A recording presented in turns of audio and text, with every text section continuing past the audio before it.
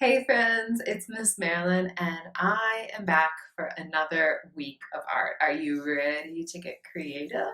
Lately in art, we have been talking a lot about this word here, community. And we've talked about how we live in communities, and so do our friends, the bees. So this year, we have not made any art in the ECC art room, but that's okay because the ECC community has done some amazing creative projects at home. Let's have a look.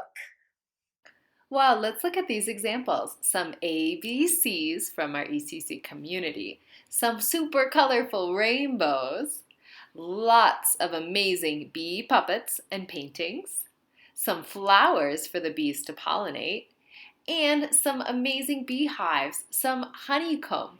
Wow, and these students put all their projects in one photo. Amazing! Wow, those were some amazing projects. All right, so today is our final day that we are going to talk about community and art. So here is what we're going to do. So we have learned that bees live in communities, right? And there's a special place called the beehive, and each bee has their own special role within the community.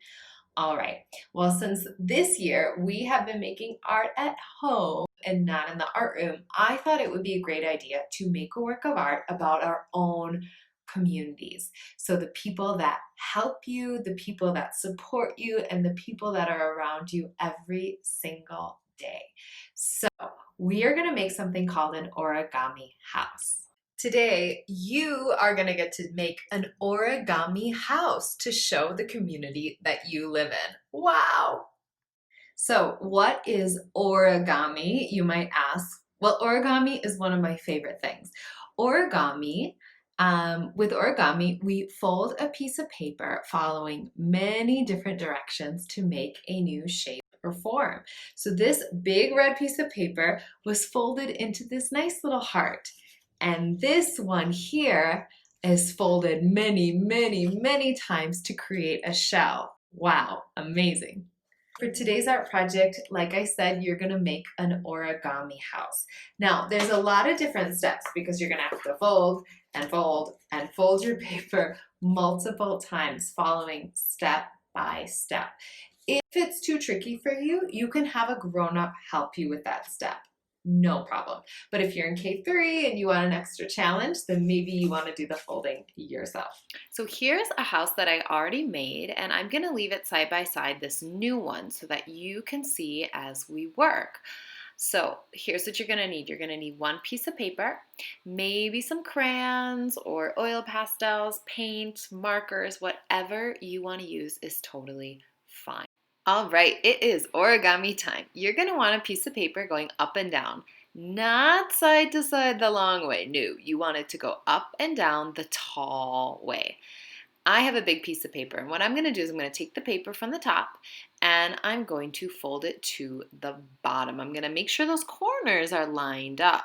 So once I have my corners lined up on both sides, then I'm going to fold, fold, fold. So I'm going to press pretty hard here so that it's a really nice crease. So fold, fold, fold. All right.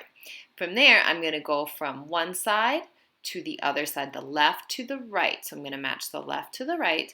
I'm going to take it and I'm going to fold it to the other side, match up the corners, and press, press, press. Get a really, really, really good fold there. All right. So now what I'm going to do is I'm going to open it back up. Now this is when it might get a little bit tricky. What I'm going to do next, you might notice that I have a line down the middle. Your paper should have a line down the middle too. I'm going to take the left side and I'm going to fold it just to the middle line.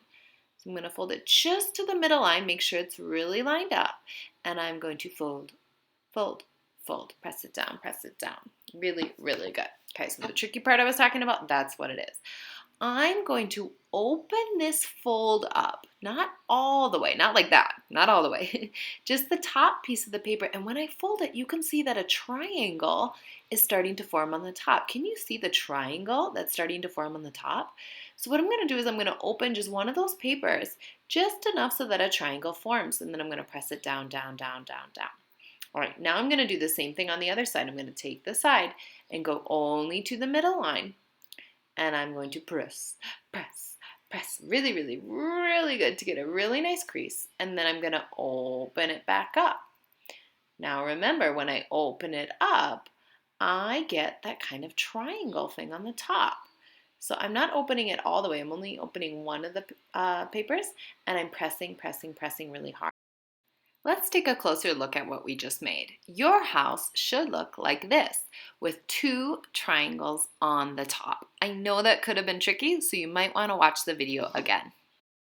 I began by drawing on the outside of my house. I drew a door, some plants, a window, a couple of windows, a rooftop, and I even wrote Casa Caracola because that's the name of my cat. When I open up inside of my house, I'm going to draw myself and the members of my community, my family. So draw the people that are important to you. Maybe it's a brother, a sister, a friend that you've been doing classes with. Maybe it's your nanny or a tutor. The people that are important to your community right now.